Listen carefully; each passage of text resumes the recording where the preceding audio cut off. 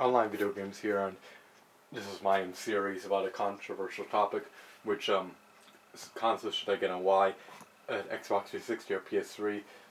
Now, most of us, if not all of us, or probably I guess you could say most of us, I'm assuming that most of us are on budget, so we have a limited amount of money to spend, and because of that, though, we have to make choices. So if we had an unlimited amount of money to spend, we could buy everything in the universe essentially, but this is not the case. Since we have a limited amount of money to spend, we either get an Xbox 360 or a PS3, but both systems have exclusives, both systems have games that are on multi-platform. So I was talking about the online experience in the first video, and I essentially said that the online on Xbox Live is superior to the PSN. Why? Well, Xbox Live has an easier user interface. What else did I say? It has a plethora of different options such as Netflix, Hulu, ESPN, movies, trailers, game demos. That was the second reason. The third reason is because the Xbox 360 comes with a headset, so unlike the PS3, you don't have to buy a headset separately, so there's no reason why anyone on the Xbox 360 shouldn't have a headset if it comes with a headset. Meaning if your team is not communicating, it's probably because they are choosing not to communicate over voice chat, not because the Xbox 360 didn't come with a headset. I mean, I would love to get a headset for my PS3, but unfortunately, the money that I need to spend on a headset could be used for a video game, and I'd probably rather get a video game for the PS3 than get a headset for a PS3. The headset unfortunately doesn't come with a PS3, so there's better communication on the Xbox 360. What's the fourth reason? In addition to having a better user interface, there seems to be a lot more options. There's a party chat. It seems to be easy to access private chat. It seems to be easy to access video chat. It seems to be easier to send messages and text messages. So, an easier user interface, better communication, easier communication, and there's a lot of games that are for the Xbox 360 that are meant for multiplayer that are exclusive, such as Halo 3, Halo Reach, Gears of War, the triple pack. And I thought there was something else that I said. Well, Xbox 360, you have achievement points, and every time you get achievement points, it adds, as opposed to trophies, where you just compare your trophies. The achievement points add to your gamer score. What else? And you can customize your avatar. I mean, you can bring your avatar into the video game. But it seems like Xbox Live has a lot going for it, and that it keeps getting significantly upgraded. It's much better now than when the original Xbox Live came out because of all the improvements over the years. Alright, so I may have said another reason, but regardless, so let's get to the second topic I was talking about. I was talking about the controller, and I was saying that the DualShock 3 is superior to the Xbox 360 controller. Why? Because first of all, it has a real D-pad, unlike the Xbox 360 controller, which just looks like one giant button. The thumbsticks are softer. They're in a symmetrically positioned, so they're symmetrically positioned so that they feel natural when you use a PS3 controller. On the other hand, when you use the Xbox 360 controller, one is positioned down, the other one is positioned up.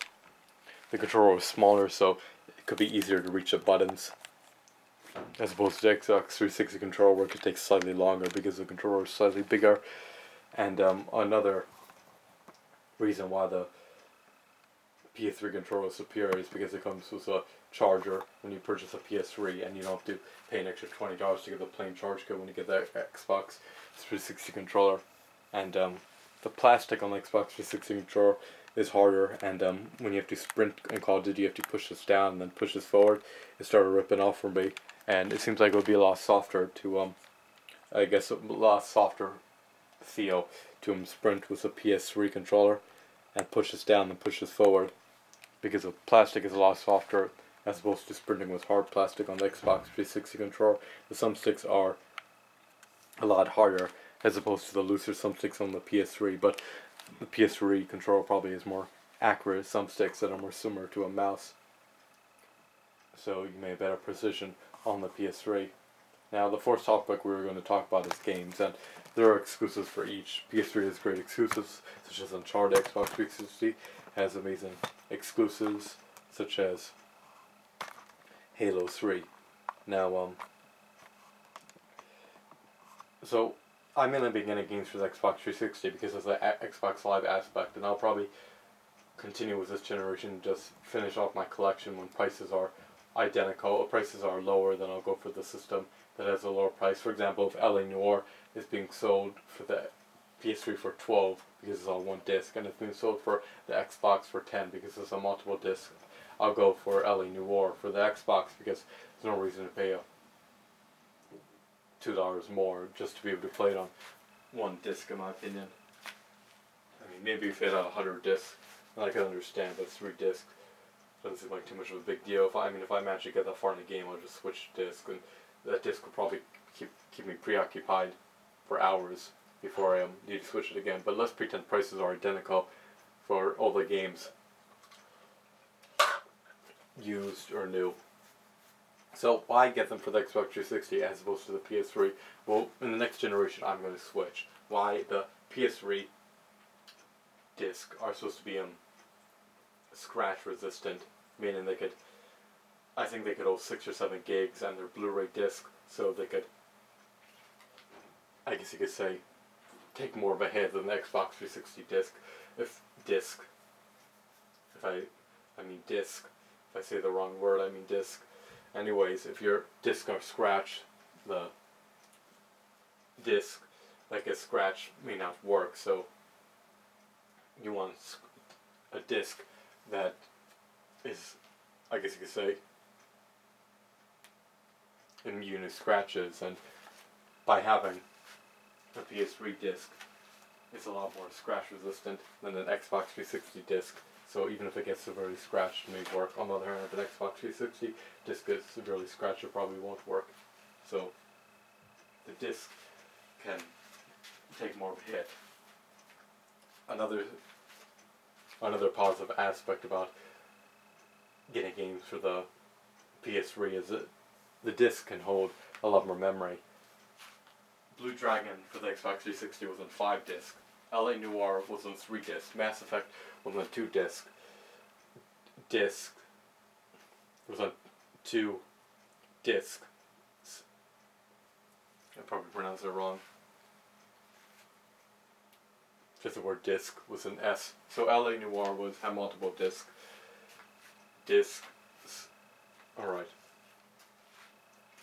And the reason why is because those one disc for the Xbox 360 can only store so much information. Now,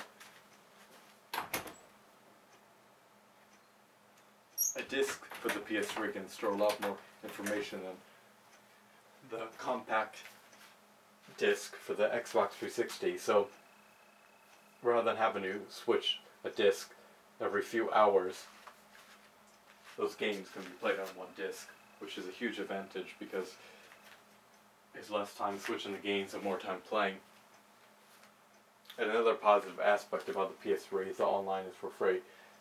Now, you get the core gameplay experience, you may have to get a headset, but Xbox Live is expensive. It's a monthly fee of about $60 a year, and the monthly fee may cost $7 or $8 a month. And the PSN is complete for free. So overall, there's no reason to get it. If prices are identical for everything, you're better off with getting a PS3. The controller is superior. The online is for free, even if it is not as good. And the discs are a lot more scratch resistant, and they can hold a lot more memory, so you don't have to be constantly switching up your disc in order to play the next part of a game. So overall, PS3 is a superior system. It has a Blu-ray player. It can easily be connected to your computer. What else?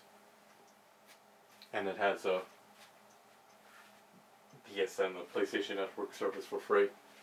So overall, if you got an Xbox 360 and you made the mistake of getting the majority of your games for the Xbox 360, like I have, I'm probably just going to... I prefer not to constantly switch consoles, so I'm probably just going to finish my collection for the Xbox 360, meaning if more multi-platform game are released, I'll probably get them for the Xbox 360, but for the next generation, I think all my games will be on the PlayStation 4 as opposed to the Xbox 360. Thanks for watching, and I'll see you guys later.